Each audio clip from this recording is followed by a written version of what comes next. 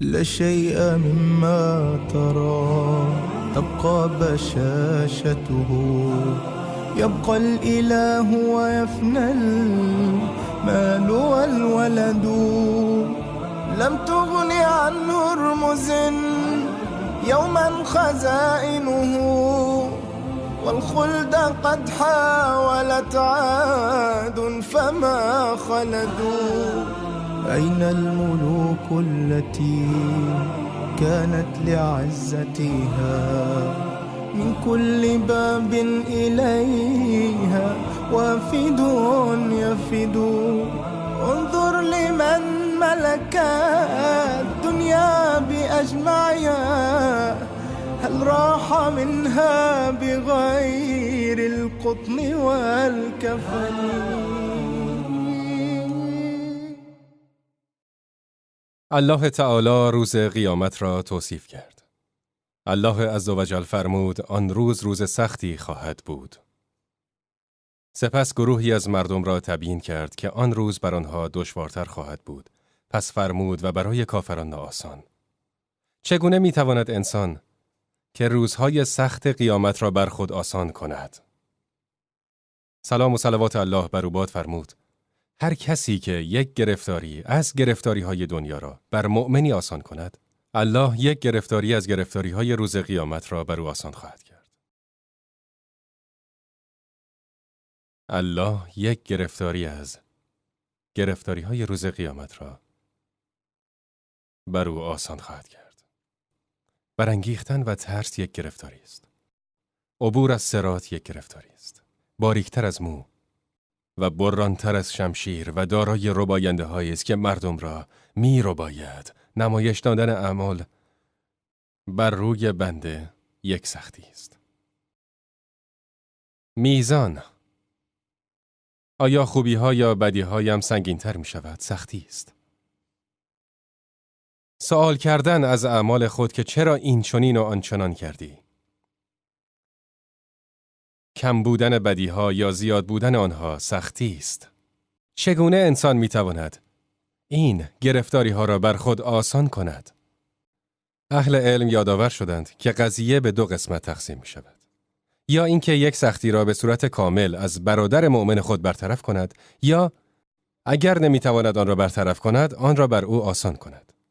مثلا بر انسانی 1000 تا بدهی داشته باشد و نتواند آن را ادا کند و طلبکارا اون را در همه جا ذلیل می کنند و آبروی او را در همه جا برده باشند و تو نمیتوانی که 1000 تا به او بدهی، ولی میتوانی 200 یا 300 تا به او بدهی و بگویی که این را به آن مرد بده تا اینکه بقیه رو حتی اگه شده برای 2 یا 3 ماهی تعجیل کنه.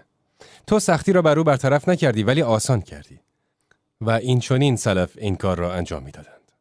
عبدالله ابن مبارک وارد یک شهری شد و هنگامی که وارد شهر می شد، احوال مردم این شهر را جویا می شد و با آنها می ایستاد و در مورد قضایای آنها تأمل می کرد و بیشتر قاصد طلاب علم بود و در آنجا درس می داد.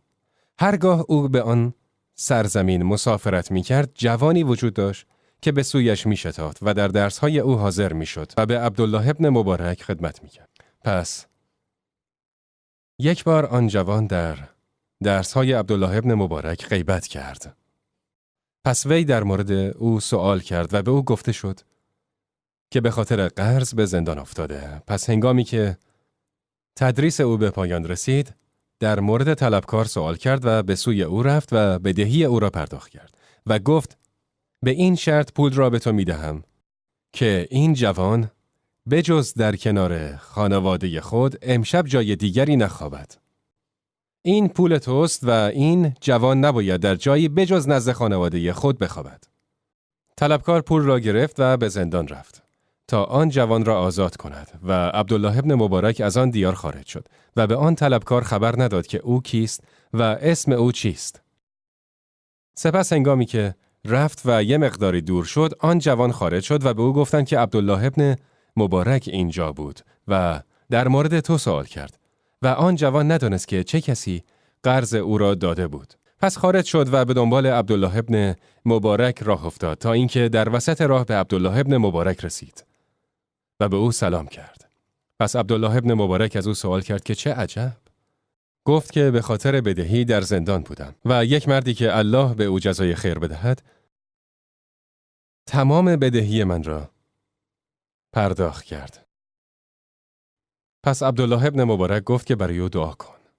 ابو حنیفه همسایه‌ای داشت که فاسد بود و هر شب مست میشد و آواز میخواند که من را از دست دادند و نمیدانند که چه جوانمردی را از دست دادند. تو را از دست دادند؟ این طبیعی است که تو را از دست بدهند. تو نه انسان مجاهد و نه عالم و نه خطیب و نه دکتر و نه انسان با منفعتی هستی. تو خود را از دست دادی، نه مردم تو را.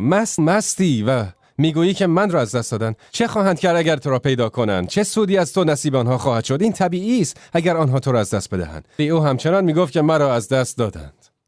ابو حنیفه او را نصیحت میکرد و با او سخن میگفت، ولی او از او قبول نمیکرد. در یک از شبها ابو حنیفه به خانه خود برگشت و فریاد دوست خود را که هر شب میشنید نشنید. پس به خانواده خود گفت که ای جماعت، این مردی را که هر شب ما میشنیدیم که میگفت مرا از دست دادند و چه جوان مردی را از دست دادند، صدای او را امشب نشنیدم. به او گفتند همانا الله ما را از دست او راحت کرد و به خاطر بدهی به زندان افتاد. به سبب بدهی به زندان افتاد. پس ابو حنیفه در شب از رخت خواب خود برخاست و به زندان رفت و به صاحب زندان گفت که طلبکار کیست؟ به او گفت که فلان شخص است. به نزد طلبکار رفت و پول را به او داد. سپس به زندان برگشت و گفت که دوست ما را آزاد کن. پس او را از زندان خارج کرد. ابو حنیفه دست او را گرفت و با او شروع به راه رفتن کرد و گفت که مرا از دست دادند و نمیدانند که چه جوان مردی را از دست دادند. آیا فکر میکنی که ما تو را از دست دادیم؟ آسان کردن گرفتاری ها بر مساکین و ایتام بدون شک خیر است. بعضی وقتها دانشجویانی در دانشگاه پیدا میشن که خیلی درس خون و زرنگ هستند و ممکن است یک ترم کامل بگذرد در حالی که نمیتوانند شهریه دانشگاه خود را پرداخت کنند و به او اخطار دادند و سپس ترم دوم بعد از آن نیز سپری شده و شهریه را پرداخت نکرده. پس به او اخطار دومی داده شد. پس ترم جدید شروع شده و او را از ثبت نام درس‌های جدید منع کردند. من از واقعیتی صحبت می‌کنم که خود آن را دیدم. او را منع کردند که ثبت نام کند. چرا که او پول 2 ترم گذشته را پرداخت نکرده است. به او گفتند که نمی‌توانی. به این معنی که نمی‌توانی این ترم درس بخونی. در حالی که او درس‌خوان است. پس چه پاداش بزرگی برای کسی است که به دانشگاه بیاید و در مورد امثال این دانشجوها سوال کند و خود بدهی آنها را پرداخت کند. شاید فردا الله تعالی با این فرد به امتی سود برساند. سختی او را آسان کنی و در ازای آن الله تعالی سختی‌های روز قیامت را آسان کند.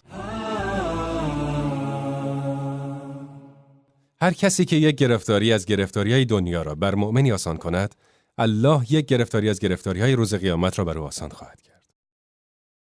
و هر کس سختی یک درمانده را آسان کند، الله در دنیا و آخرت بر او آسان خواهد کرد. حکیم ابن حزام که رضای خدا بر او باد، بر یاری رساندن به مظلومان حرص می‌ورزید. چرا که برطرف کردن گرفتاری مظلوم و آنچه که در دل او از شور اشتیاق برای یاری گرفتن است بدون شک دارای اجر است. پس بعضی از آنها از او تشکر کردند، چرا که به این و آن یاری می‌رساند و برای این و اون واسطه می‌شد و او صحابی بزرگواری بود که پسر عمه رسول الله صلی الله علیه و آله و سلم بود. پس بعضی از آنها از او تشکر کردند. به آنها گفت که از من تشکر نکنید. همانا ما میپنداریم برای مقام و منزلت زکاتی وجود دارد. پیامبر صلی الله علیه و آله و سلم در طول زندگی خود در کارهایش و در قبال او به سوی پروردگارش به خاطر می آورد که همانا او در پیشگاه الله تعالی خواهد ایستاد، همان گونه که پیامبران و رسول و بقیه انسانها در پیشگاه الله تعالی خواهند ایستاد و در نتیجه پیامبر نیز برای چنین وقتی تلاش می کرد و هیچ مظلومی را نمی یافت مگر اینکه او را یاری می داد. هنگامی که رسول الله صلی الله علیه و آله و سلم از صلح حدیبیه با قریش تمام کرد، صلح را نوشت و در ضمن بندهای این صلح این بود که هر آن کسی که از مسلمانان مرتد شود و به نزد قریش بیاید آنها خواهند پذیرفت و هر آن کسی که از قریش مسلمان شود و به نزد مسلمانان برود پذیرفته نخواهد شد. ولی در مکه قبایلی وجود داشتند که از ضمن آنها بکر و خزاعه بودند. خزاعه گفتند که ما با رسول الله هستیم و این بعد از پیمان بود. بعضی از آنها مسلمان بودند و بعضی غیر مسلمان، ولی همه آنها یاریده مسلمانان شدند و بکر گفتند که ما با قریش خواهیم بود.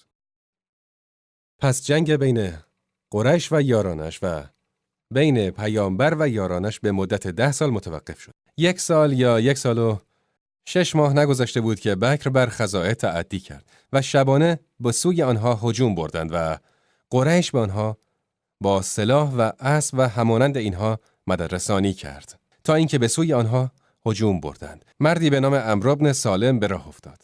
از نزدیکی مکه به راه افتاد تا اینکه به مدینه رسید. او مظلوم بود و میدانست که پیامبر صلی الله علیه و آله و سلم با مظلومین خواهد ایستاد و سختی را بر آنها آسان می‌کرد. به پیش پیامبر صلی الله علیه و آله و سلم آمد. در حالی که پیامبر بین اصحاب خود نشسته بود و فریاد زد، گفت: پروردگارا، من محمد را یادآور می‌شوم و پیمان ما و پیمان پدران پیشین او را.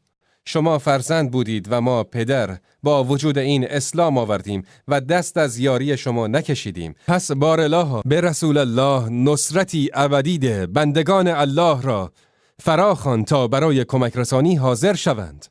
همانا قریش عهد تو را شکستند. پس پیامبر صلی الله علیه و آله و سلم فرمود: ای عمرو بن سالم، تو را یاری خواهیم کرد. سپس پیامبر صلی الله علیه و آله و سلم ارتش خود را آماده کرد و برای یاری رساندن به این مظلومان شتافت. چقدر مظلوم وجود دارد که دارای اموالی است که نمیتوانند آن را بیرون آورد.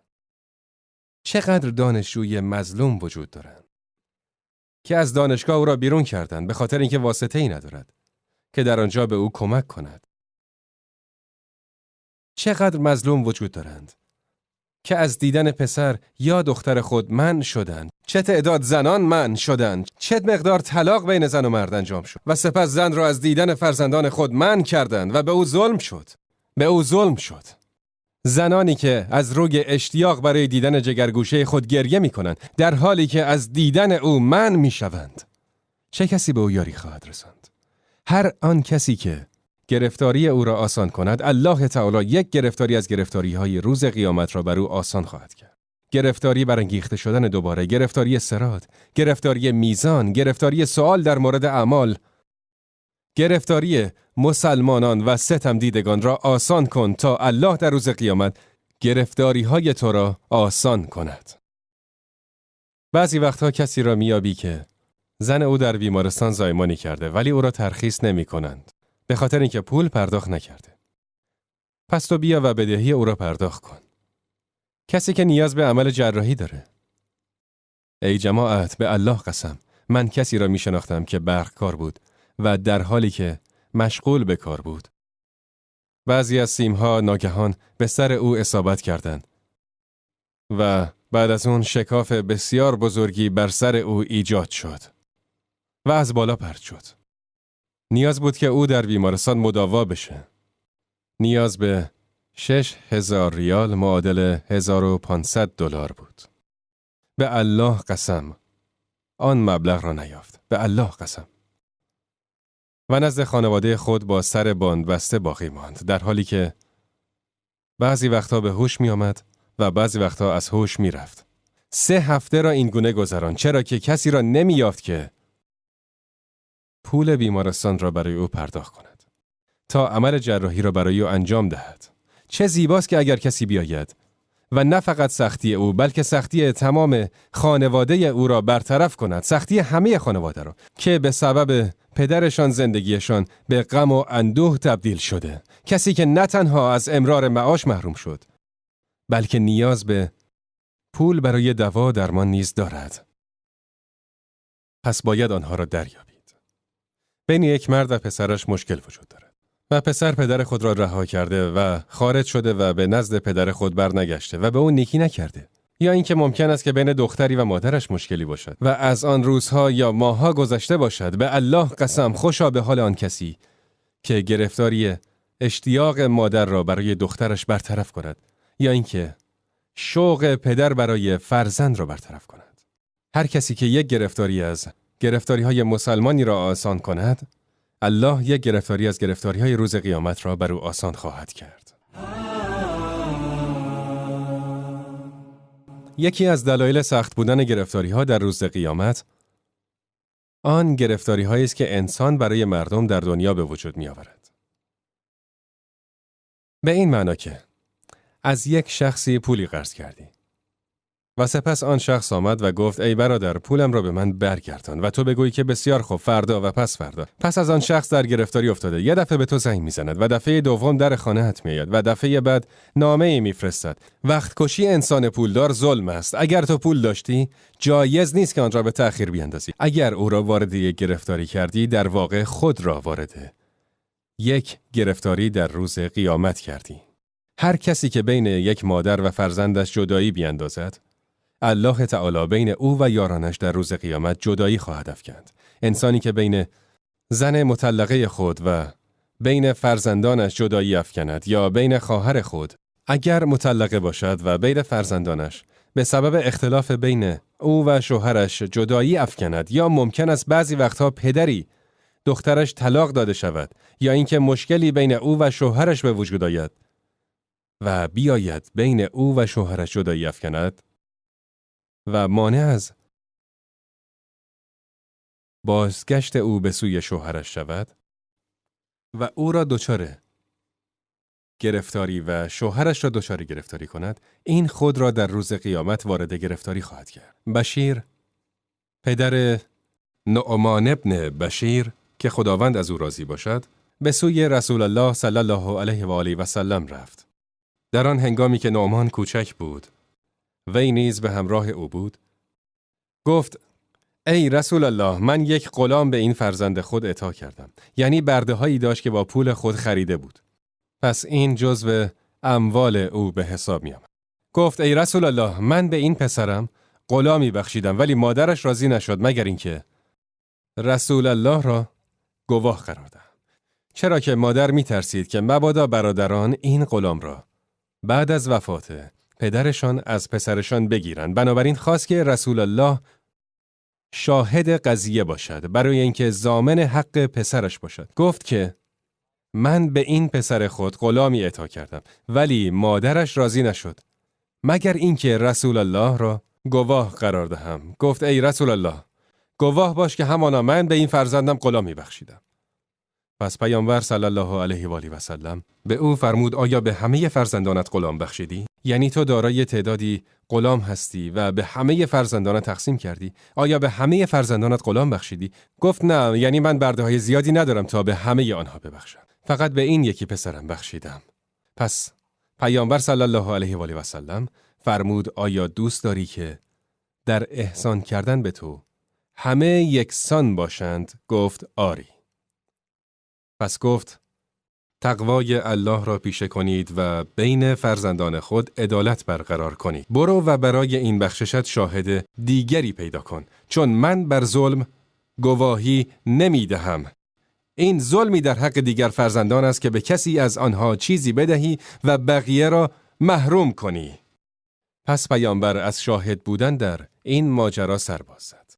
هر ظلمی را که انسان در حق دیگران روا می دارد، حال اینکه در دادن اموالشان به آنها ظلم کند یا اینکه در دادن حقوقشان به آنها ظلم کند. بعضی وقتا مردم به نزد کارمندی میآیند و به او میگویند که برگه های ما را بده، پروانه های ما را درست کن، پس آنها را به تأخیر میاندازد و میگوید فردا پس فردا. مانع رسیدن مردم به حقوقشان میشود. ای برادر، حق من است که برگه هایم را امروز به من تحویل بدهی. ای برادر، حق من است که حقوق ماهیانم را به من بدهی. حق من است که اسم پسرم را در آمار ثبت نام کنی. این خود را در گرفتاری‌های روز قیامت دچار خواهد. همان گونه که هر کسی گرفتاری‌های مردم را برطرف کند و به جانب آنها بایستد، در مقابل هر کسی که مردم را وارد گرفتاری و مشقت کند و بر آنها سخت بگیرد، الله تعالی در روز قیامت از او سؤال خواهد کرد که چرا این چنین کردی و چرا آنچنان کردی؟ به همین سبب سلف صالح که رضای الله بر آنها باد و همچنین انسان‌های صالح به صورت عام در مورد هر چیزی که از آنها سر میزد دقت میکردند، چرا که آنها میدانستند که در روز قیامت از آنها درباره آن سؤال خواهد شد. معاویه ابن حکم روزی به نزد پیامبر آمد و سؤال کرد و گفت ای رسول الله، من دارای کنیزی هستم که چوپانی گوسفندها را میکند. یک روز با گوسفندان بیرون رفت و یک گرگ به گله حمله ور شد و گوسفندی را برد. یک گوسفند را برد و زن کنیز از گوسفندان غافل بود، وگرنه می توانست که آن را براند یا اینکه سگی را که همراه خود داشت به سویش بفرستد، ولی او غافل شد و گرگ گوسفند را برد. سهل انگاری. معاویه که خداوند از او راضی باشد گفت که من از بنی آدم هستم و همان گونه که خشمگین می شوند من نیز خشمگین خواهم شد، یعنی من همانند دیگر مردم عصبانی می شوم. ای رسول الله، بر او خشم گرفتم و بر صورتش سیلی زدم. از رسول الله صلی الله علیه و آله و سلم در مورد مالی سوال نمی کند که به او نداده باشد و نه زندانی که او را در زندان حبس کرده باشد. او فقط در مورد زدن یک سیلی سوال می کند. معاویه می گوید که پیامبر صلی الله علیه و آله و سلم این امر را بزرگ نشان داد. آن را بر من بزرگ کرد، یعنی شروع به ملامت کردن او و پند دادن فراوان او و اینکه چرا او را زدی، برای چه این کار را انجام دادی. میگوید این امر را بر من آنقدر بزرگ کرد که گفتم ای رسول الله، آیا او را آزاد سازم؟ یعنی من آمادگی دارم که او را آزاد کنم، نه فقط اینکه از او عذرخواهی کنم، بلکه آن کنیز را در راه الله آزاد سازم و آن را نفروشم. پس پیامبر صلی الله علیه و آله و سلم او را فراخواند و از او سوال کرد که الله کجاست؟ گفت در آسمان. گفت من چه کسیم؟ گفت تو رسول الله هستی.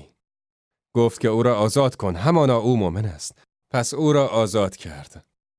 پس پیامبر صلی الله علیه و آله و سلم حرص می‌ورزید که اصحاب خود را به این گونه تربیت کنند که برحذر باشید، رو در روی شما گرفتاری وجود دارد. برحذر باش، از همین امروز خود را برای آن روز آماده کن. به همین جهت صحابه که رضای خدا بر آنها باد بر انجام کار خیر حرص می‌ورزیدند و از هر آنچه که ممکن است آنجا به آنها ضرر بزند دوری می‌کردند. لشیء مما ترى تبقى بشاشته يبقى الإله ويفنى المال والولد لم تغن عنه هرمز يوما خزائنه والخلد قد حاولت عاد فما خلدوا أين الملوك التي كانت لعزتها من كل باب إليها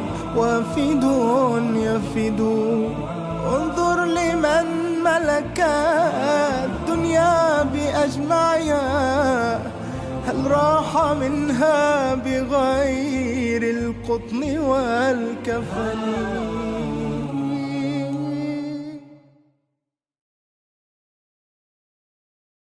لا شيء مما ترى تبقى بشاشته يبقى الإله ويفنى المال والولد لم تغن عنه هرمز يوما خزائن